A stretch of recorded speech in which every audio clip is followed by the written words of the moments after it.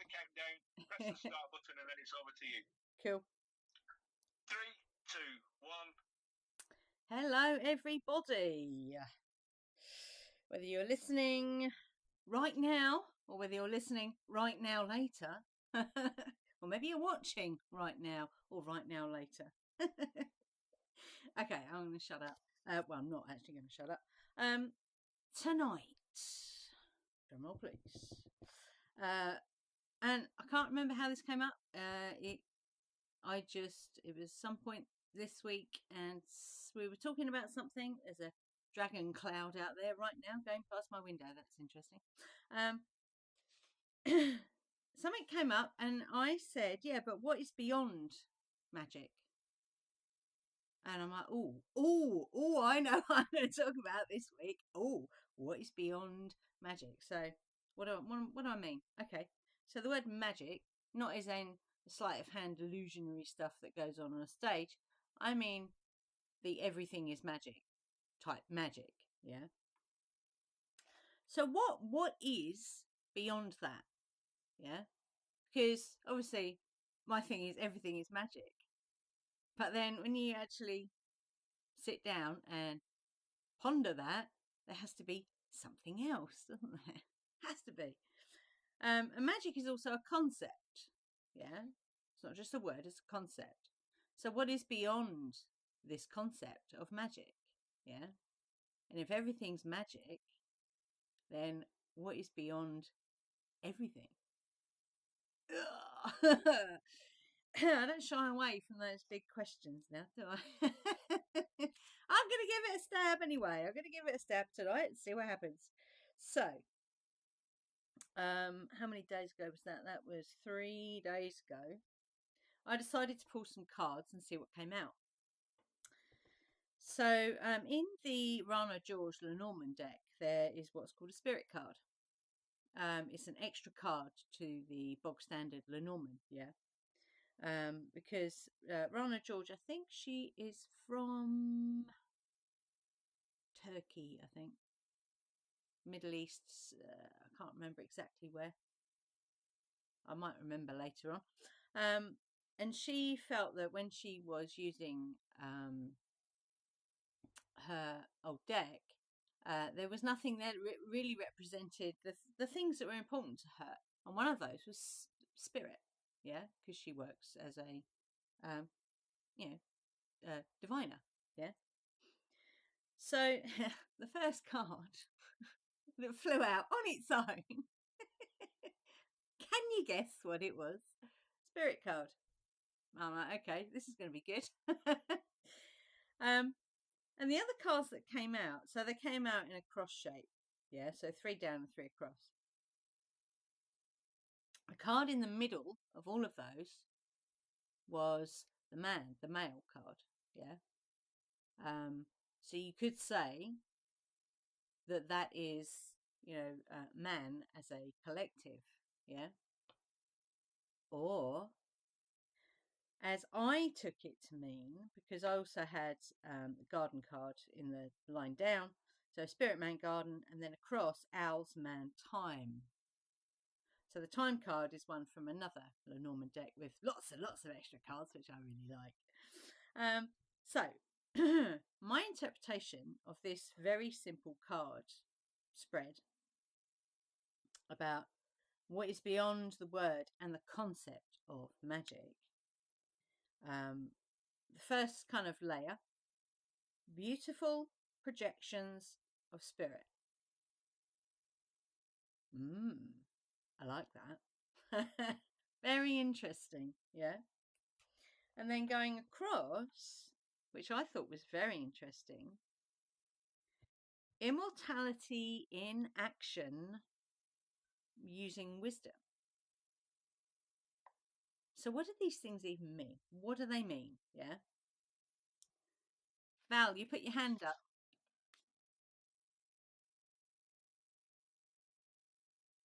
No? Okay. I'll carry on. So I asked, because this is how me and the cards work, I ask questions, and it's like literally like having a conversation with a friend. That's how the cards choose to work with me. Yeah. So I asked my higher self, essentially, to explain more in depth about the beautiful projections of spirit. I made many notes. And I got the message: they move fast and are big. Okay. Interesting. I also got the idea of it's all about guidance. That's what is going on behind the overlay, you could say. Overlay, we'll go with that, of this matrix that we are experiencing at the moment. Yeah. So it moves very quickly, and it's big in its action, if you like. Yeah. And it's all guidance work. So spirit, because the spirit card was the one that came out first, is all about the guidance work. Yeah. This next one, I'm like, yeah, okay, I get you. Journey of challenges. Oh, what? Okay, fine. If you want to be like that. I think because we hear a lot of people talk about, oh, this is a school or this is a prison. I don't like that one. Although we can't get off the planet, so hey. I like it's a mystery school. So it's not a school as in, junior school, which was horrific. But it's a mystery school. I like that. So a journey of challenges is going to kind of bring you up levels. Yeah. Some of us go kicking and screaming. Others, they just sail through and like, what? Where did they go? So I went back to the start and I asked, because I like to get a clarity on these things that it tells me, which can be a little bit not vague, but a little bit abstract. Yeah. So I asked, explain more in depth about the immortality in action via wisdom. What does this mean? Yeah. And I got, spirit guides you to joy. It's like, and all this is what's behind this word and this concept of magic. So I think that the reason why I felt I needed to speak about this today is because of the book that I read the last two sessions, The Enlightenment. It makes sense, doesn't it? It's kind of what that book was all about. What's behind all of this? And it's something that I don't even think we could, use this to use our noddle to work out what that was. It's not even close. It has to be from an experiential feeling place, I would suggest. Anyway, I digress. So, spirit guides to joy. Oh, I like that very much.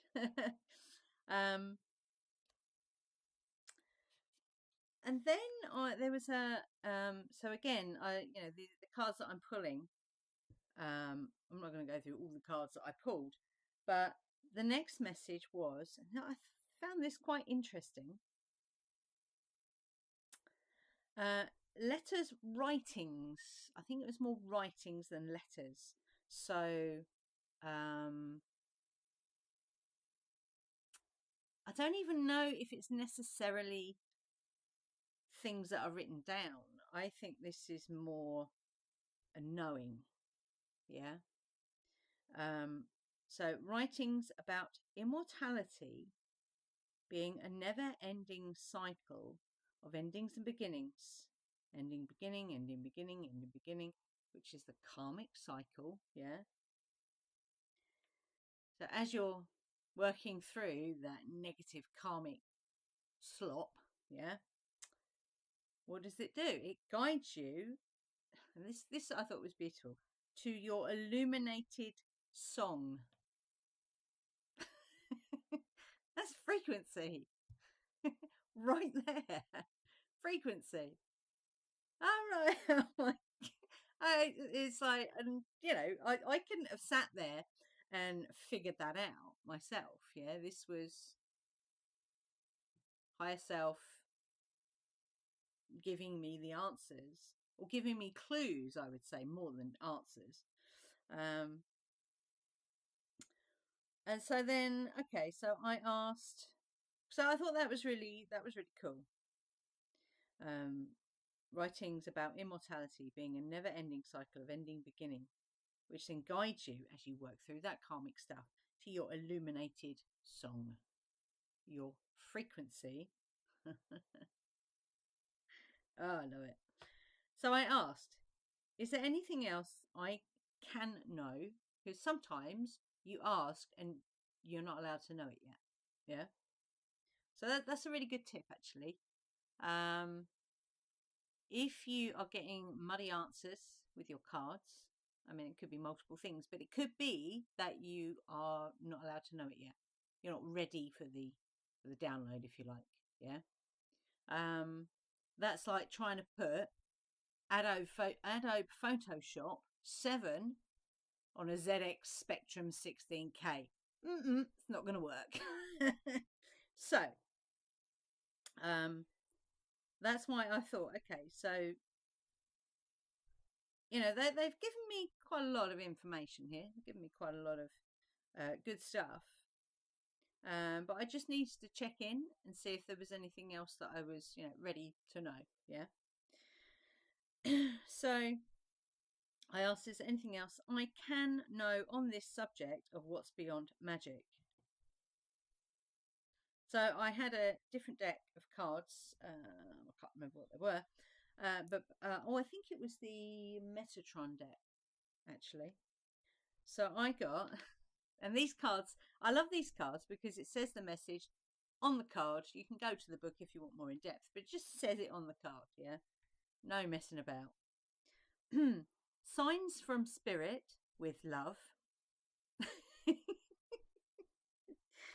And then codependency is the key to freedom. So the way I took that, did I actually break that down? Yes, I did. So I'll get to that in a minute.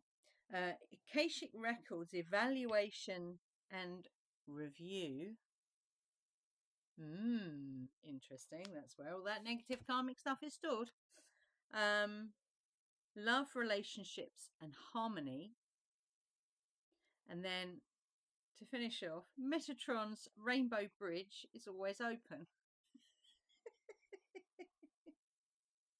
It's wow. What can I say? Wow. So that last little bit of message was definitely, stay open to the signs from spirit, which is ether. Yeah. Your relationship with ether, with spirit, is your freedom. Yeah. Because no one can ever take that away from you. Ever. Yeah. Clearing your Akashic records. So there are different ways you can do that. It's not one size fits all either. And all of that is in the love consciousness amazingness. And then you have the Metatron's Rainbow Bridge always open. So, I mean, Metatron, for me personally, he's the king of the archangels. Yeah, he's the boss. So, that his door is always going to be open. I thought that was pretty incredible, actually. So, there's a little key turned there. So, what does all of this mean? So, my question was, what is beyond the word and the concept of magic? Yeah. So, that is because spirit came up a lot in these cards that I pulled. So what is spirit? Yeah, you could say it's ether, yeah, one layer. You could also say it's the void, yeah. Aha. See, now we're getting somewhere, because the void is the quantum field, if you want to call it that, where Orsin lives. That's the energy that lives in there that is constantly moving. Yeah, it does not stop moving. It's always moving. And then from that, you then get little projections out, which is what it said.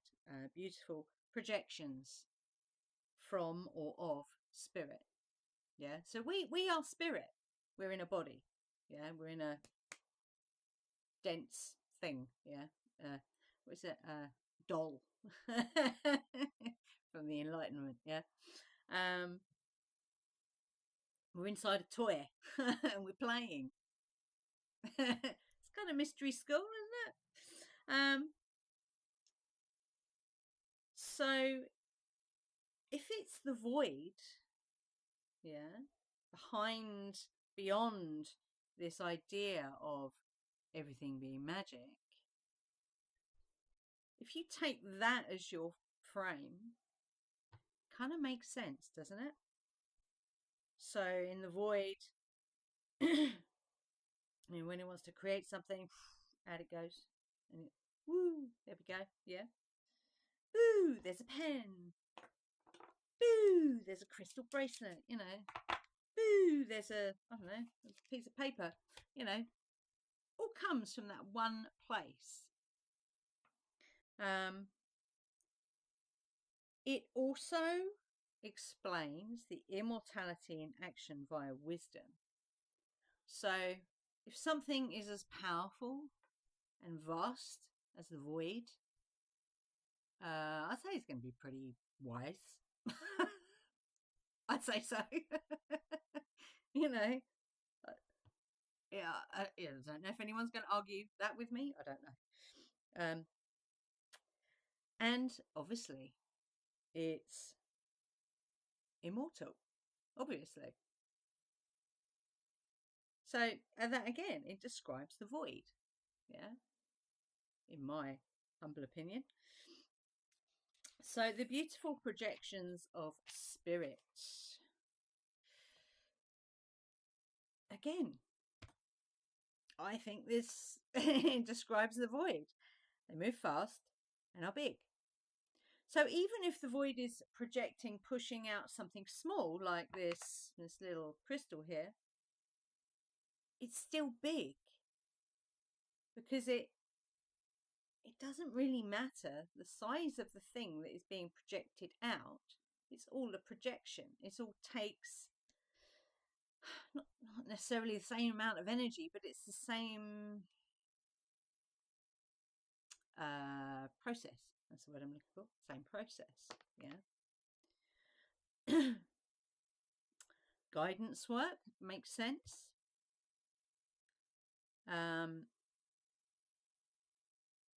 People talk a lot about spirit guides, yeah, and I know from soul realignment that you have at least one spirit guide with you from the time that you come into this realm. Yeah, some people accrue more, some people just have one. I don't think there's any limit on how many spirit guides you can have, and spirit guides don't have to be spirits. They can be deities, they can be dragons, they can be familiars, they can be dolmens, which are stones. Stone can be a spirit guide. I have quite a fascinating story about my dolmen, actually. It came all the way over from Northern Ireland. And when I went through the x-ray machine, they're like, what's that in there? Because that was when, all the trouble was still going on. I'm like, it's a stone. And they looked at me like, are you mad? What are you doing with a stone in your bag? And that stone has been with me since 1993, I think. Something like that. Because my mum lived in Northern Ireland for a little while. So, yes, my dolmen has been with me for many, many years. and it sits next to the altar when we do ritual, and it's great. I love it. And it's weird because it's got the shape of it is like a dog's head. Perfect. Anyway, I digress. Journey of challenges. This is one that kind of sticks a little bit for me. But if this manifestation we are in is a mystery school, then that makes sense. Yeah. What example can I give? Well, I'll give you the best example ever. Tolkien, Lord of the Rings. That was a giant mystery school that Frodo and his buddies went through. Yeah, giant mystery school. Massive challenges. Hero's journey and all that stuff. So, you know, what was our ultimate goal? That's another big question. I don't know about goal, but we are all walking this journey of ascension on our path, yeah, on our illuminated synchromistic path. So as you walk that path, as you go up in your grades, for want of a better word, you usually get challenged, you get tested, yeah. I just had a little flash there of the Monty Python's Holy Grail with the Knight, the Black Knight. There you go. There's a challenge. So I really, I mean, why would the Void push out a mystery school into this particular realm? Good question, actually. Is this, so some people say this is a training ground, yeah. Other people say, no, this is it. I actually think this is it. I think there's a point where it's a mystery school, maybe. And then once you've graduated, then comes the real stuff. Yeah. Put your money where your mouth is, which is what we're experiencing at the moment. And it's very interesting. It's like all the things that we trained for, yeah, over all these years, boom. And it's fascinating. Anyway, so yeah, it gets to the point where you're in the real deal. Yeah, it's not training anymore. That's then obviously it's not a mystery school anymore, is it? You're on that synchromistic path of ascension for real. Yeah, not in a simulation. But yeah, we can talk about that after I've stopped waffling. So yeah, the more in depth about immortality and action via wisdom and what that means. So the void essentially, because at some point we go back to there, whether that's through what is it I call it? Bear with me. Let me scroll through the files in my brain. So you have physical death or physical ascension. They're different. Yeah. So you can choose to leave early. Yeah. And I can understand why people would do that because it's very challenging. Yeah. So you can opt to leave early, and you might have agreed that when you came here anyway. You might have said, I know I can go so far, but that bit over there, I know I definitely won't be able to do that. So you go, okay, so I'll, tick that box and I'll leave early. So, but all roads lead back to the void, essentially, yeah. bobbing around as neutrinos, if you like. I quite like that idea. So it makes sense, doesn't it, that essentially the void is guiding you back home. That's where you're going. That's where you're going back to, which is joy. So I really think this is indicating the void and the constant movement that it. I don't even know how you would. Ian tried to draw it when he got the visual for it, for Orsin, which is the energy inside the void. He tried to draw it, and how do you draw something that never stops moving? And it's kind of in the shadow as well, because it's the void. So it's like in the Alien film, where you sort of see something moving in the shadows, but you're not quite sure what it is. It's kind of that, very Geiger-esque. Because as soon as he said that, I'm like, oh, Geiger, yeah, I like that. Ooh. But it kind of makes sense to me. We'll see. Yeah, and I really want to talk about this idea of, and because the Akashic records came up on the last cards that I pulled, this idea of letters, writings about immortality being a never-ending cycle of ending and beginning. Yeah, I would say that is definitely linked to the negative karmic baggage that we carry, that's in our Akashic record, that can distort our soul's blueprint, especially if it's over lifetimes. Yeah, if it's over many lifetimes. So kind of, you can do this Akashic work yourself. I would definitely be suggest even that having quite a decent amount of time with meditation would be the first thing you do, rather than go straight in there to the Akashic records. And developing that very what's the word, neutral, when you're kind of doing that kind of work, so you don't muddy the answers. Yeah. So again, it's like this karmic cycle, this karmic wheel, yeah, that turns, that at some point, and you can actually clear your negative karmic patterns by making more aligned choices. That's one very quick way, and keeping those going, not falling back into those old habits. Yeah, that's a very quick way, actually, especially if it's big things that you're changing. Yeah, if it's so radical what you're doing that it has to clear. It doesn't have a choice. Yeah, especially now more than ever. Yeah.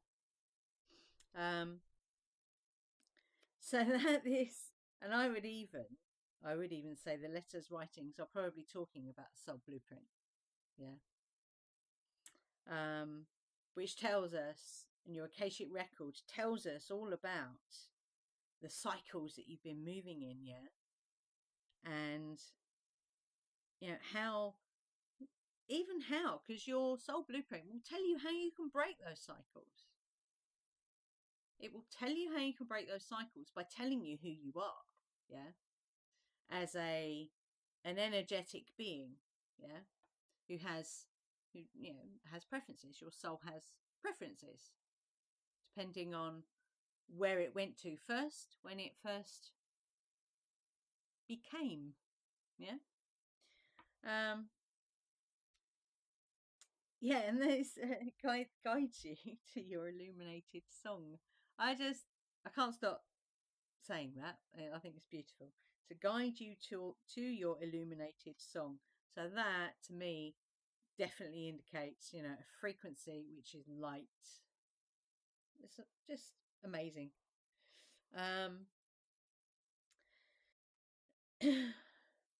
I talked about signs and spirit with love. So when you're walking on your synchro-mystic illuminated path, yeah, signs will find you.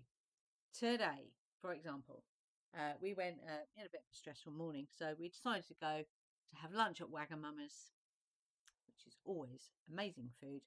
And we took the new electric bus, which is really nice. It's got no graffiti on it, you know, it's not filthy dirty. It's just really nice. It only takes 20 minutes to get to Bluewater. So we're like, okay, let's go and have some lunch.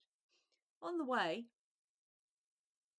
now let me remember what it said. So actually it was on the way back. We saw Albion on the way there. Albion being this land, yeah.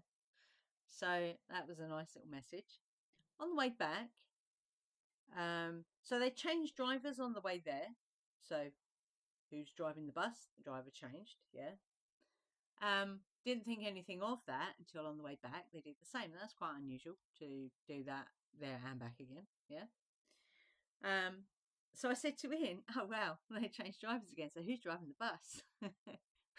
As I said that, a truck went past that said, who's driving the bus? And then an Albion truck went past, and then Warrior went past. So who's driving the bus? Albion Warrior. I love it. I love it. So these signs will go across your magical eyes, yeah. And that's kind of what, you know, when you're walking this magical path, that's what you've activated. You've activated all your senses, and they're much bigger, yeah. So you will see signs in sometimes the smallest little thing, yeah. Sometimes the big things. Codependency. So keep them peeled, as I used to say. So yeah, codependency, key to freedom. I think we've spoken about that. That's your relationship with spirit, your higher self, the part of you that's bigger and sees everything.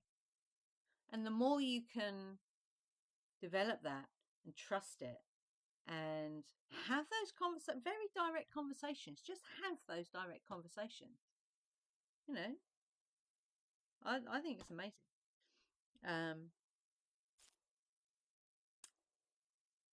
Yes, clearing your Akashic records. So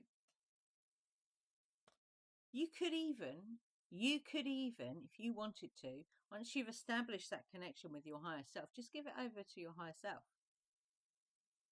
to clear your Akashic records.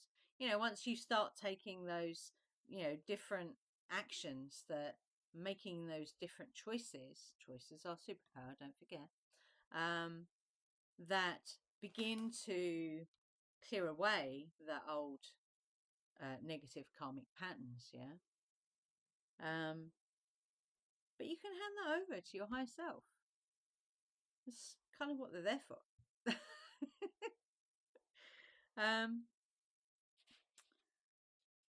Yeah, and it's all wrapped up in this big, lovely, pardon me, this love relationship. Love, relationships, and harmony, which I would say is, you know, this idea that we have of love consciousness, because it is a consciousness. It can't not be, because it is light and it is joy, although it doesn't like labels. Yeah. Yeah.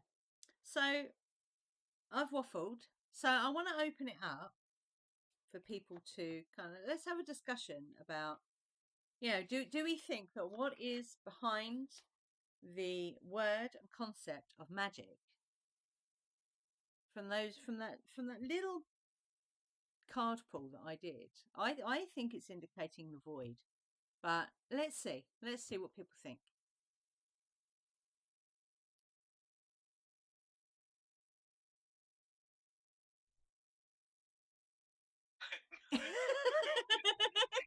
Oh, I've blown everyone's head up.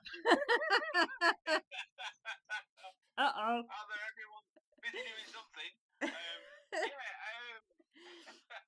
I suppose it depends on the definition of, or your understanding of where the term magic and everything is magic. If everything is magic in the material world, then everything that isn't magic is in the ethereal, spiritual world. And you've got to cross that void to get there, or you've got to cross the threshold to get in there.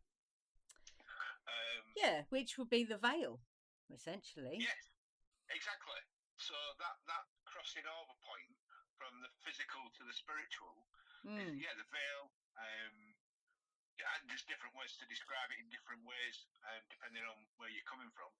But if you the way you were speaking earlier about this world and what we're here for and everything else, for me, it's we're here to enjoy this experience, and we're only distracted away from that by non-do-gooders, if you will. People want to distract us away. Yes, the Rumpelstiltskins. Yeah, and that's the temptation.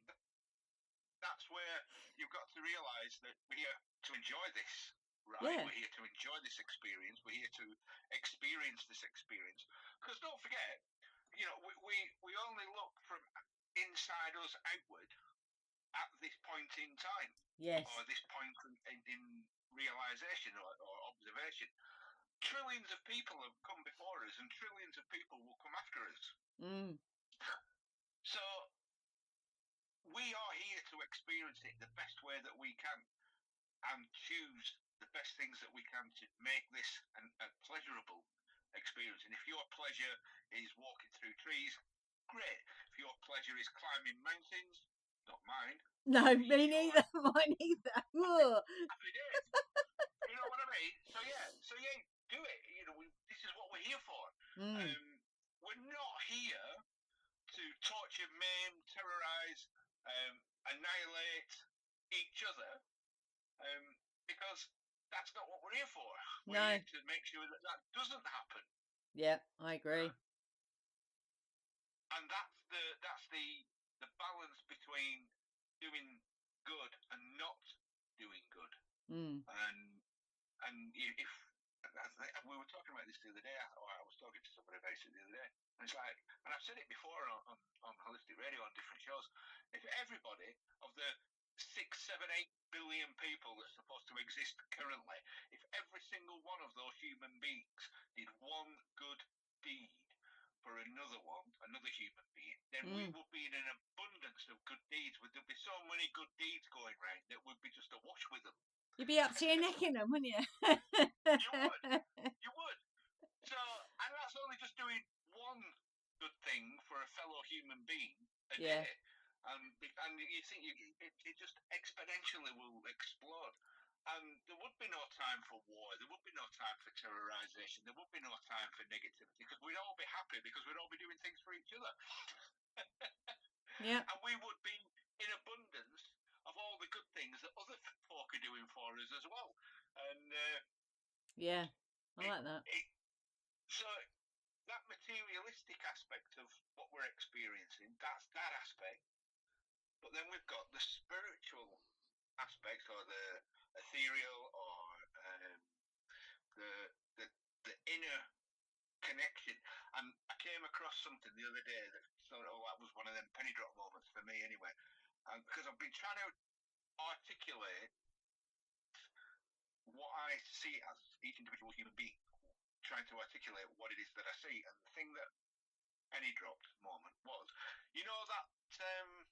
that little ball, when they try and show you a picture of a virus, and it's like a sphere with little nodules sticking up. Never changes, does it? Well, take that sphere, that energy, that ball of energy with all those nodules sticking up. You know the image I'm talking of? Oh, yeah. You've seen it. Yeah. Yeah, right. Now imagine that ball of energy is everything. It's the magic. Yeah. And each of those nodules, let's say there's 6 billion human beings on the earth, right? Each of those nodules, there's 6 billion of them protruding out from the ball of energy. Yeah. And each one of those nodules has a little sock puppet over the top. Right? Yep. Now, the ball of energy is expressing itself through the little nodule, which is the energy source.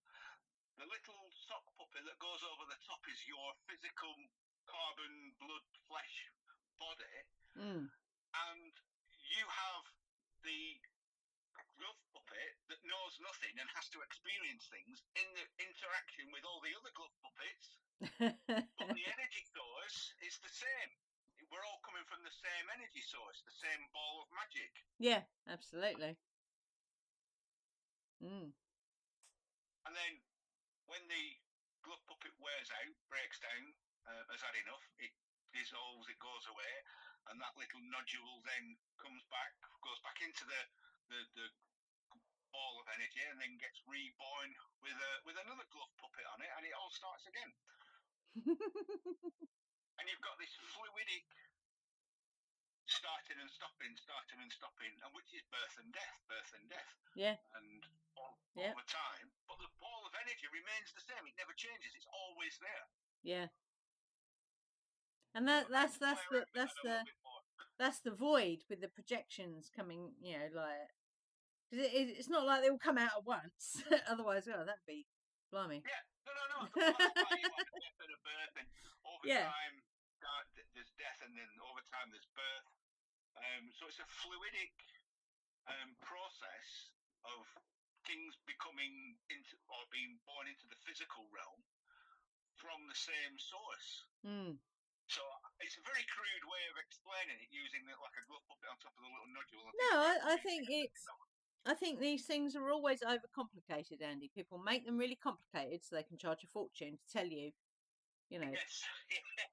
something that's, oh my God, I paid £9,000 to learn something that someone could tell me in 5 minutes. So I like it. I like, if it's, because these things are never complicated. They're always simple. They're not necessarily. They're extremely simple, and I always try and find the simplest way, and that's why I like the fine oil painting explanation. From a distance, a fine oil painting looks absolutely magnificent, looks lifelike and everything else, but when you go right up close to it, all it is a series of brush strokes or knife strokes or palette knife strokes with different colours, and that's it. Yeah. It's the art of the artist who has created the image that from a distance everyone looks in awe and says, "Ooh, how fantastic is that?" Yeah. And we are the individual brushstrokes. We are the individual glove puppets. We are the individual that make up the whole. And we have that choice then of what we fill it with. We can, when we're young and we don't know anything and we're growing up, we rely on our parents who have gone through the process to teach us, to guide us, to give us the tools that we need to exist, not just in the physical world, in the materialistic world, but also in the spiritual world. But that's what's been lacking. This is what I think anyway. I think this is what we need. We need a balance between the materialistic and the spiritual. Absolutely, because as I'm always saying, we're not taught any of this stuff. We're not taught any of it. So, I think people that are sharing their experiences in this realm right now. Well, I think that's where it is, really, isn't it? It's in those the experiences that people are sharing. About this synchromistic journey. Definitely. Well, I don't know if anybody else wants to jump in. Everyone's sat there now, dumbstruck. I hope not.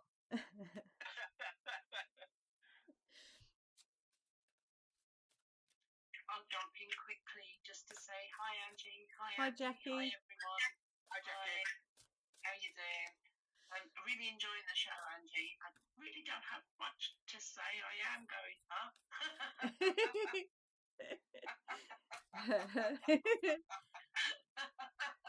I don't know that growing up is so great, is it? Is growing up really that great? Always learning. I like being 4. Just for that reason. I'm going to mute myself. Okay, I've just pulled a card, and this is interesting. This is from I don't know what it's called. Deep, Dark, and Dangerous Oracle, and I got Anubis. That's very interesting. So we have Anubis, who is, as we know, the Egyptian god of. People say death, th,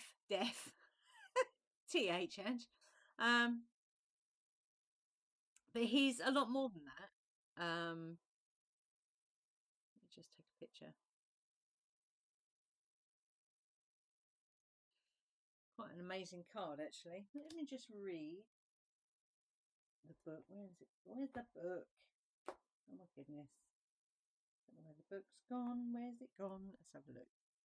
Anubis. Ooh, Anubis doesn't look like that in Stargate. No, he doesn't. Murphy actually used to look like Anubis. If his ears were that way round and he just squinted his eyes, he looked very much like Anubis. It was quite freaky, actually. Okay, so on that it says respect. Ooh, this is very difficult. this little book that comes with it, and it has a print behind the text, and it makes it very difficult to read. Oh my goodness. Okay. It says take the time to guide someone who needs it. Oh wow. You may not like someone, but you can respect their humanity or even their skills. Offer compassion and respect to the dead. So I would definitely say, because this, the cards that I pulled to answer this question involve spirit. So I think I said it the other day in Dismembering Tarot, we're always standing on the shoulders of our ancestors, those who came before us. We are always standing on their shoulders. So one of the things you could do, if you want, doing this kind of or walking this synchromistic path is, an ancestor's altar. And you can do that however you want to. But it is kind of a nod to those who came before us. And some of them went through hell and back. I mean, I don't know. I'd like to think that, what we're walking through now would be something that our future ancestors would be talking about, hopefully. Who knows? What else does it say about this card? So you could say that this is like the death card, which is, funny enough, about endings and beginnings, which is what we had, did we not? Somewhere in this, yes, writings about immortality being a never-ending cycle of endings and beginnings to guide you to your illuminated song. So, with that in mind, I'm going to draw this card. So I'd say that's definitely a clarification, yeah, of kind of what came up in those cards and what we've talked about. So let's see what comes up for, where is it? Lost me notes. Yeah, so the bit about guiding you to your illuminated song. Let's see what it says. Oh my goodness. Conscious creator. Holy smokes, Batman. Let me just share that for you. Oh, wow.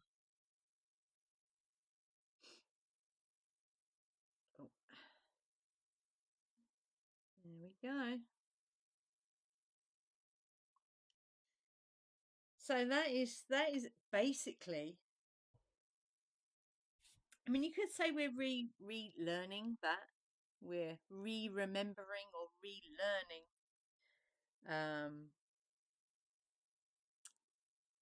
as a creator being, as a divine creator being of light and love consciousness. We're relearning how to be that, is what I would say.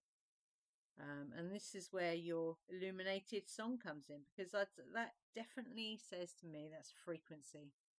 That's the frequency of the light of love consciousness and being a conscious creator. That's amazing. She's even got pink hair. She's got pink hair. And her heart chakra is spinning. And you've also got, so that is the kind of, that's the second chakra, which is your creative, as your seat of creation, yeah, which is the element of water. So that is quite an amazing card, actually. You've also got on the top there a matrix, which has flowers superimposed over the top of it. So the open flower. So there's, I would definitely say, now I don't think that came up in that reading, actually. I don't think so. The idea of, no, signs from spirit with love consciousness, it is in there, but it doesn't actually specifically, talk about staying open to all experiences, yeah. And granted, some of them can be extraordinarily challenging. But I would say, allowing your higher self, the part of you that's bigger and sees everything, to guide you, which again is a challenge. It's a challenge. Are you up for the challenge? Is what I would ask. Yeah, so letting that part of you guide you is what will get you to this conscious creator. And I know I'm not talking about anything new, but I had to ask that question. I was driven to ask that question.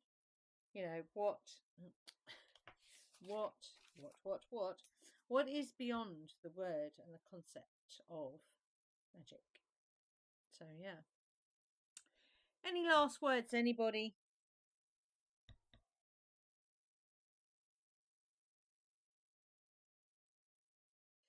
Any last words? No? No, I'll jump in. Thank you, Angie, for today's show. Always illuminating and always magic. I'm very pleased about that. I'm glad it, kind of sheds a bit of light somewhere. Yeah, so if you want to stop the recording, Andy, then we can maybe see if people want to chime in a bit.